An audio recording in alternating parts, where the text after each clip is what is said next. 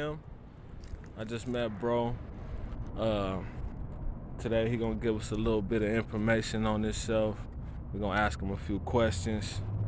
So basically, like when we was in there talking, I just wanted to know, let the people know where you from and how you ended up out here and all that. Well, I'm originally from New Orleans. Originally born in a different town in the state of Louisiana.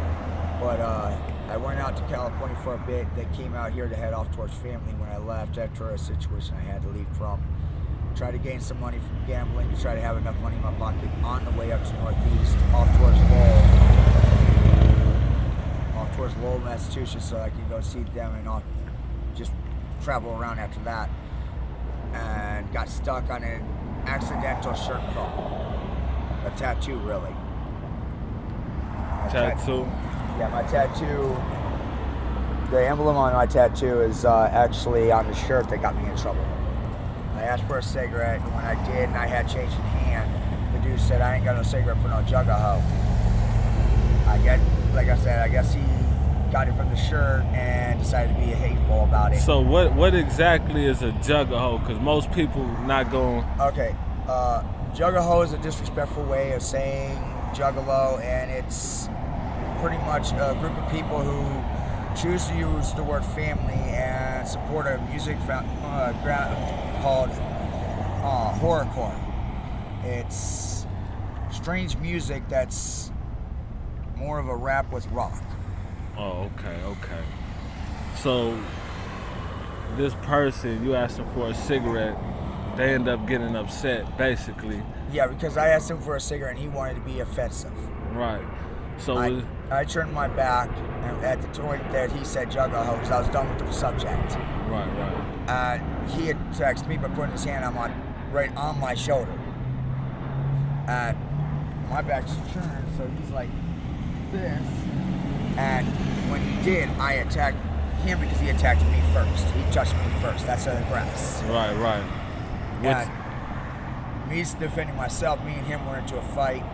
I had a tool. It's just a knife that I use to open up cans or any kind of things that I can't open up with just my own hands. Right. And I also use it to do like other tool works I need to do. Because I do tinkering stuff. I like to make stuff out of nothing into something. Right. And when I got into the fight with the dude, the next thing I know, the dude, his brother or whatever the paper said, the paperwork in the newspaper says his brother, but the court document doesn't say it's his brother. His left hand goes right for the knife. I grabbed it first before he could and got him. I wasn't going to throw it because I didn't want somebody else to use it and get one of us three anyway. Right. A, it's my blade. My prints are all over it. It's going to look like it was a setup. I wasn't trying to do that, and I got railroaded for self-defense. Right. 8 years, 7 months, 21 days with time and change off of a 2 to 15 sentence. Got a 5 to 15 cents out of it.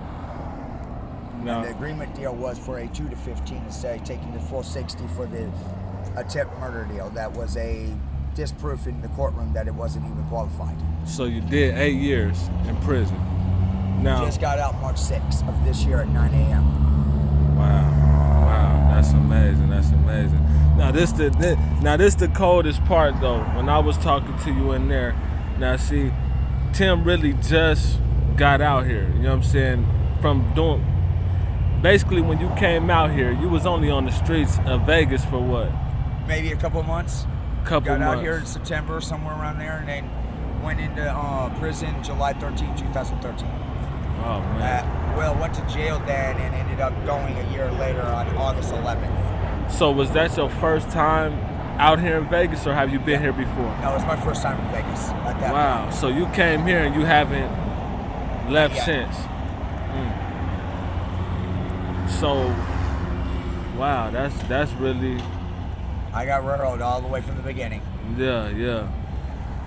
So are you trying to get back home or anything like that? At the present moment, I'm trying to get my inexpunged felony Class C to be sponged or erased so that I can get my life back and get a job in a place and do something again. Right. Otherwise, I can't do anything. I can't even try to live like everybody else without some. You got any family or anything out here like that? Not out here. Siblings? I got friends and stuff, but nothing of a family.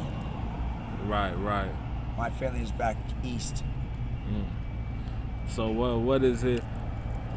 So if you can tell the people, like, basically your experience on the streets, like, how is it out here? Like, sucks. No, it really does suck. It's hard. I mean, this is Henderson, and there's more options here than there is in Las Vegas itself, with the Day Center down there at Catholic Charities and the Salvation Army and the Las Vegas Mission.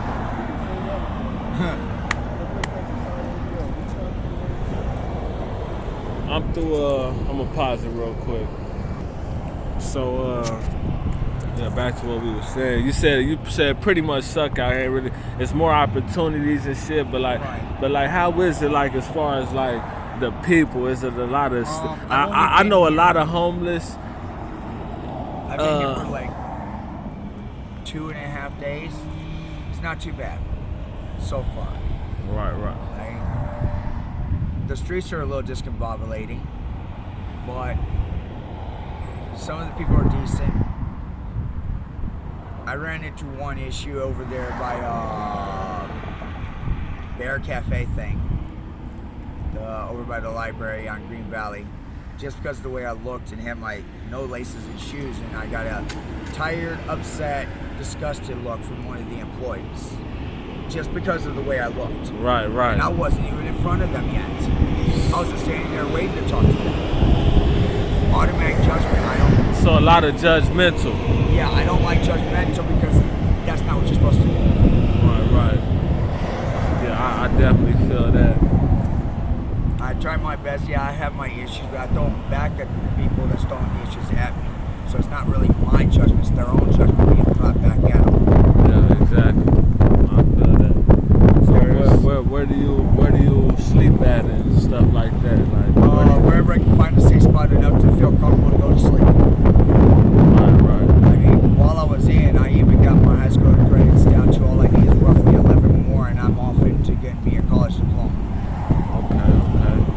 Now, you know what? I'm gonna be honest.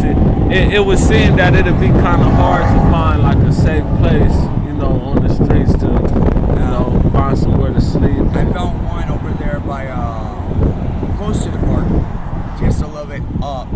That was slightly okay. Still around business areas, but it wasn't safe enough to where I felt comfortable enough. I actually had to go crash out off the Right. Police coming messing with you, other people. No, it's just the vibe in the area. Yeah. That's what I go by, is the vibe of the nature of the situation. Right. Yeah, I definitely feel that. Yeah. What else did I want to elaborate on? Yeah, your heritage. You was talking about that, like where you from. Like you said, you was a Celt and all that. I think that's important for people to know. You feel me? Right. I got 75% of Irish. I have 7.5% Austrian-Jewish, which is the Jerusalem cross. This is the Irish flag. That's the Jerusalem cross. And that's the what? Jerusalem cross. It's the Jewish cross. I also have 7.5% of World War I German. That's before Hitler and World War II crap. Oh, shit. The genocide. Oh, okay. Yeah, so,